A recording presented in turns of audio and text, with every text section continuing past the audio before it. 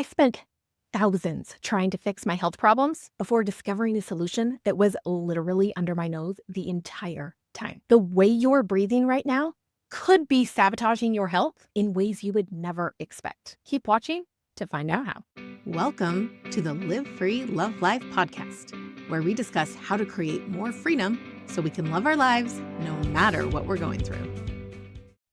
Hello, my beautiful friends. Today's episode is part of our amazing book review series. And it's something that has completely changed my perspective on health. Something so simple, yet so powerful. Something we do 25,000 times a day without even thinking about it. I'm talking about breathing. I recently read Breath, The New Science of a Lost Art by James Nestor. And it blows my mind how something so fundamental can be taken so much for granted. My journey to this book was actually pretty surprising and unexpected. As many of you know, I have been battling Lyme disease. During this battle, I gained a significant amount of weight that just wouldn't budge, no matter what I did. And this is an aside for all of you who are struggling with weight. There are millions of people in the world who will tell you that you just need to eat less and exercise more.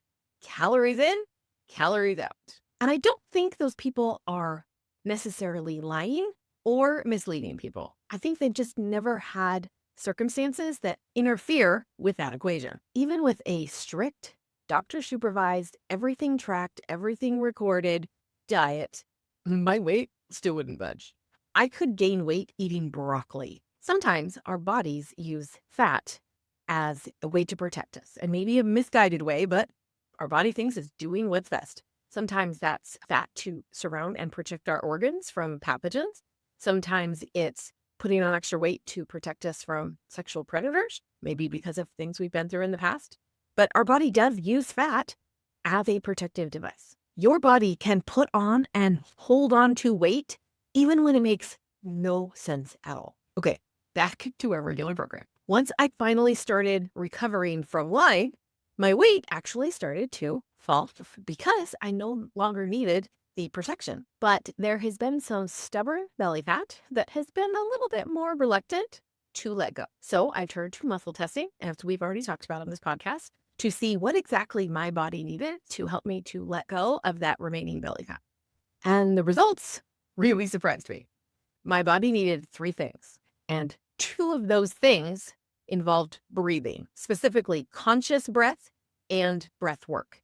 And then the 3rd thing had absolutely nothing to do with diet or exercise or anything else that we generally associate with weight loss. The irony wasn't lost on me. To transform my health, I needed to do something I do automatically every second of every day, something I had been taking completely for granted. And that realization led me to Nestor's book. Now, I already do breath work somewhat consistently. It's part of my self-care routine. But this book really helped me to look more closely at my breath and to start to really pay attention to the way I'm breathing and why it matters. This book helps me to do more conscious breath work. By conscious, I just mean you're paying attention to it. You're not doing it unconsciously or subconsciously. You're doing it consciously. And this book really helped to get so many things into my head about breath that has brought it to the conscious level. So I practice when I'm driving. I practice when I'm sitting in a meeting, when I'm laying down to go to sleep. I'm much more conscious of my breath, which is exactly what my body wanted me to be. Now, before we dive deeper into the book, I want to tell you my very favorite reason that I love breath as the answer to my problem. We live in an abundant world. We always have everything we need. There is always more than enough. But we have brains that are programmed for lack and scarcity. Because remember, our primitive brain is responsible for survival. So it's always looking for things that could get in the way of survival. And to do that, it's looking for what we lack. It's looking for scarcity. It's looking for anything that could be a problem that could lead to your death. So while we live in an abundant world, our brain is not programmed to see abundance. Our brain is programmed to see scarcity. And most of us spend most of our lives not even noticing the abundance around us because our brain is just so focused. So think of a computer that you go and buy a new computer, and some of the programs are going to be loaded on by default. And then other programs you're going to go purchase, or maybe you already have them and you're going to load them on after the fact, right?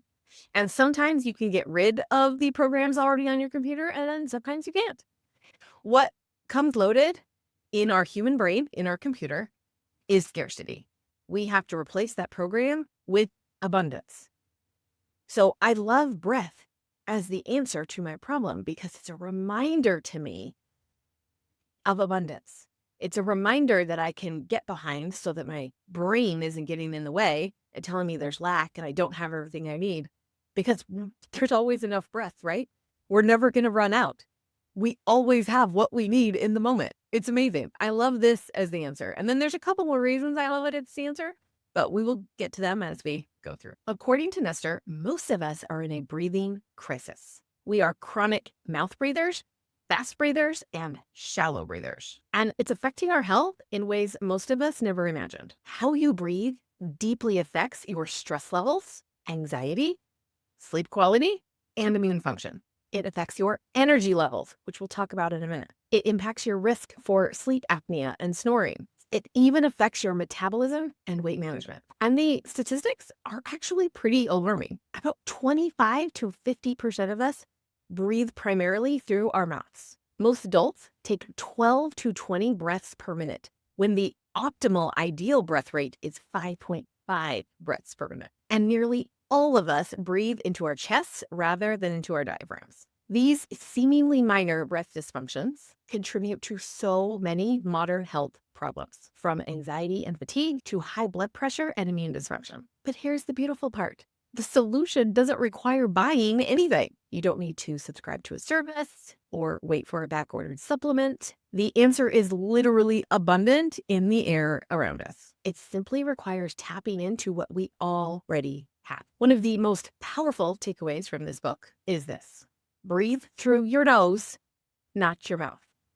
Always. When we breathe through our noses, something amazing happens. We filter the air, protecting our lungs from pathogens and irritants. Our nasal passages produce nitric oxide, which kills bacteria and viruses. Nasal breathing can deliver up to 20% more oxygen to our cells compared to mouth breathing. And it helps us shift from fight or flight mode to rest and digest mode. I also learned about 2 powerful breathing techniques that offer very distinct benefits. First, extending your exhale compared to your inhale activates the parasympathetic nervous system. This lowers stress and promotes relaxation. You can practice this with a simple 4-7-8 pattern, which is inhale for 4, hold for 7, exhale for 8. Or if you want, you could skip the hold, inhale for 4, exhale for 8.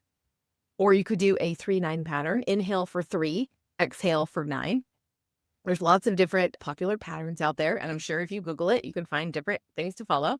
But really, it's just you want your exhale to be longer than your inhale. And the second technique is called resonant breathing, or some people call it coherent breathing. This is breathing at a specific pace of 5.5 breaths per minute, which means you inhale for 5.5 seconds, you exhale for 5.5 seconds, and that comes to 5.5 breaths per minute. At this pace, our heart, our blood flow, and our nervous system synchronize. This maximizes efficiency and healing. So I've been practicing both of these in different situations.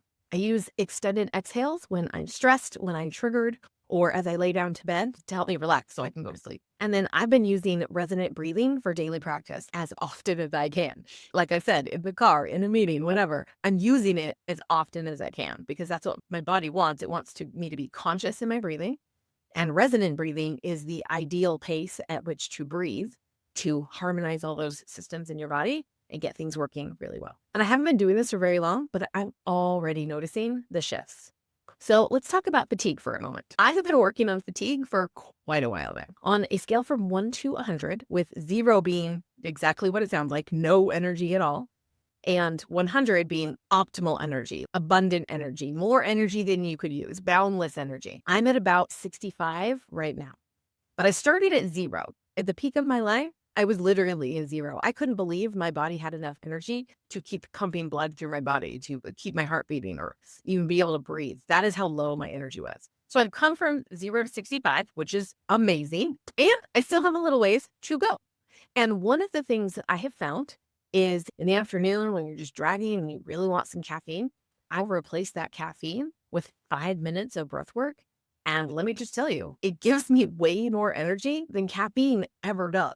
When energy dips, most of us reach for something external, a caffeine boost, a sugar fix, or an energy drink. We've been programmed to believe that we need to consume things to get results. But what if the most powerful energizing tool is already inside of us, available at any moment and completely free? Proper breathing increases oxygen delivery to your tissues. It helps balance your nervous system. It can trigger the release of energy-promoting hormones, and it reduces the energy drain that comes from stress and anxiety. I found that when I'm feeling particularly drained, just a few minutes of resonant breathing can really shift my state and help me to keep going and doing the things that I want to do in the day. It's like hitting the reset button on my energy system. And unlike caffeine, there's no crash afterwards. Another fascinating concept from the book involves carbon dioxide. We typically think of oxygen as the good gas and carbon dioxide as the waste gas, right? But Nestor explains that carbon dioxide plays a crucial role in oxygen delivery throughout the body. Without adequate carbon dioxide, oxygen can't efficiently be released from hemoglobin and then enter into our tissues. This is known as the Bohr effect. And most of us chronically overbreathe. If most of us are breathing 12 to 20 breaths per minute, and the ideal is 5.5 breaths per minute, we're pretty much all overbreathing. This depletes carbon dioxide and actually reduces oxygen in your tissues. So you're getting less oxygen, even though you're taking in more oxygen. So what's the solution? First off, we can breathe slower. The more we practice that resonant breathing, the better. We want to breathe slower, take in less oxygen. We can also use techniques that temporarily increase carbon dioxide levels. These train the body to tolerate higher levels and ultimately improve oxygen utilization. So if you want to assess your carbon dioxide tolerance, try this simple test. Exhale all of the oxygen out of your lungs completely. So you breathe in, you breathe all the way out, and then hold your breath at the bottom when there's nothing left in your body. And you can even start a stopwatch to see how long you can hold your breath at the bottom. If you experience intense discomfort or panic after just a few seconds, your carbon dioxide tolerance may be lower than optimal, but you can improve it through specific breathing exercises, and it would probably be useful for your overall health. And the good news is that with consistent practice, most people can dramatically improve their CO2 tolerance in just a few weeks. So since reading this book, I have adopted a few simple techniques that have made a tremendous difference for me. Resonant breathing as often as I can throughout the day. That's inhale 5.5 seconds, exhale 5.5 seconds, always through the nose, always deep into your belly. I've been trying to breathe only through my nose during exercise, which is a lot harder than it sounds. I've been practicing extended exhales when, like I said, when I feel stressed, when I'm triggered, when I want to relax so I can go to sleep. And then this one is really interesting. It's called alternate nostril breathing. You plug one side of your nose at a time. And so you'll breathe in through your left nostril, and then you switch which side you're plugging, and you breathe out through your right, and then you breathe in through your right, and then out through your left. And this helps with focus. It helps with energy. It helps to balance the right and left hemispheres of your brain. It's really cool stuff. And he explains all this in the book. He has multiple breathing exercises at the end that you can try and you can see how they work for you. These practices have become tools that I just reach for throughout the day. And I use different ones depending on what my body or my mind need in any given moment. But what I love so much about these techniques is their simplicity and their readability. In our modern world, health interventions often come with barriers, financial costs, time commitments, special equipment, or particular environments. But breathing techniques can be used by anyone, practiced anywhere, at any time, at zero cost. They are perhaps the most democratic health tool ever devised. I've also been fascinated by the connection between breathing and mental health. Controlled breathing affects numerous neurotransmitters and brain regions. This offers a powerful tool for mental health that doesn't require medication or expensive interventions. And I'm not saying we shouldn't be seeing our mental health professionals. Obviously, we should. But they're not always available. You can't just get into your therapist anytime you want to, right? You have to wait for your appointment. So breathing is accessible all the time. And lots of my clients who experience pretty regular anxiety have noticed a drastic improvement as they've started to implement some of these breathing techniques, and often more so than other things that they've tried. What's particularly compelling is how quickly these techniques can work. While many health interventions take weeks or months to start to see results, changes in breathing can shift your mental state in minutes or even seconds. And remember my story about stubborn belly fat and the surprising discovery that breathing might be the key? I have coached thousands of people on weight loss, and all of them come to me with strongly held beliefs about what it takes to lose weight. It's all about calories in versus calories out, or carbs versus fat, or eating windows, or workout intensity. You know what I'm saying? There's a whole list of things. We hold these beliefs very strongly and very deeply. And when I suggest other possible factors, just possibilities,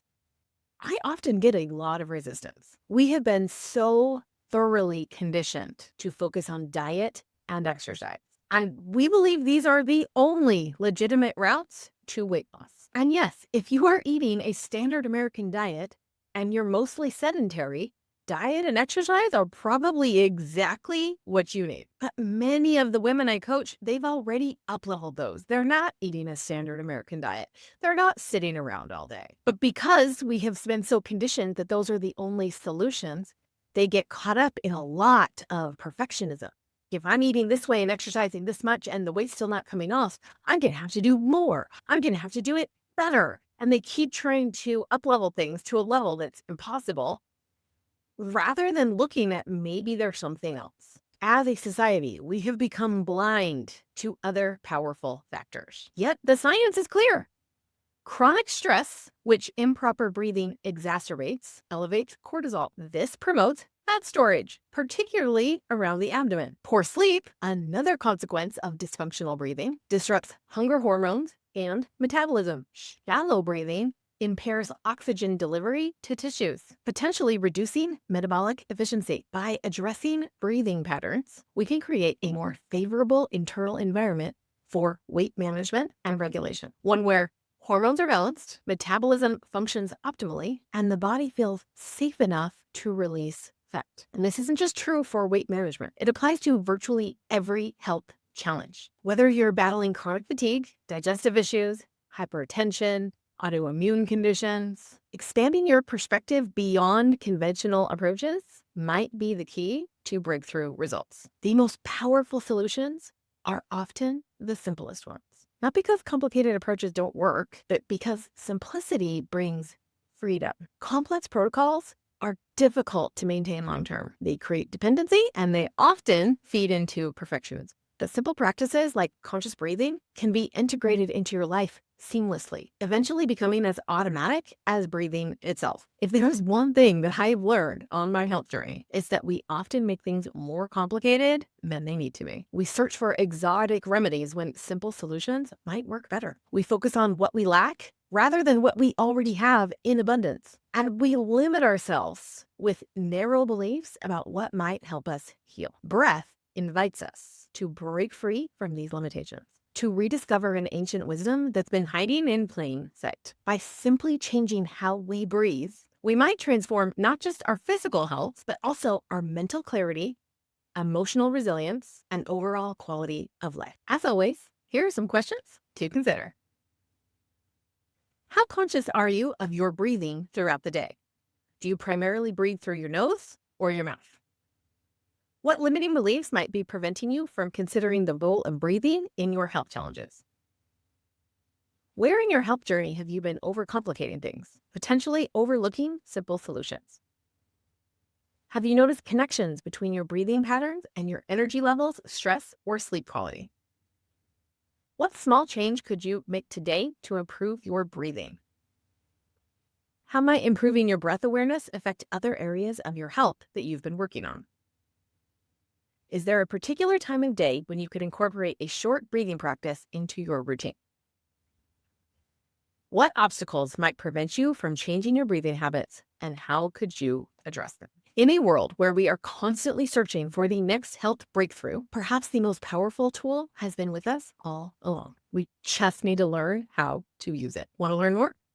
I highly recommend this book, and I will put a link to it in the description. And if you want to try out resonant breathing, I have created a very simple audio using the optimal resonant pace. You can play it on loop and practice resonant breathing for as long as you want to. It could be 30 seconds, it could be 30 minutes, it could be hours if you wanted to. Just put it on a loop. This lately has been one of my favorite things to do when I can't sleep, because either it's going to help me relax and fall back asleep, or I'm going to be regulating my whole system, giving my body exactly what it needs to do what it needs to do so that I can be in optimal health. Either way I went, the link to download this free audio is in the description below. I would love to hear if you try any of these techniques and what your experience is like. Drop me a comment below or reach out on social media. As always, live free, well life. Thanks so much for watching today. Before you go, hit that subscribe button and notification bell so you never miss an episode. And while you're still here, I've got something special for you. My Live Free Love Life membership now has a completely free level. You can start transforming your life right now without spending a dime. You'll get access to certain courses, content, and tools that will help you break free from whatever is holding you back and create a life you absolutely love. And when you're ready for even more support, you can easily upgrade to get access to our live coaching calls, as well as way more tools and content. There's honestly no reason not to join the free level today. Just click the link in the description below to get started. Until next time, live free, love life.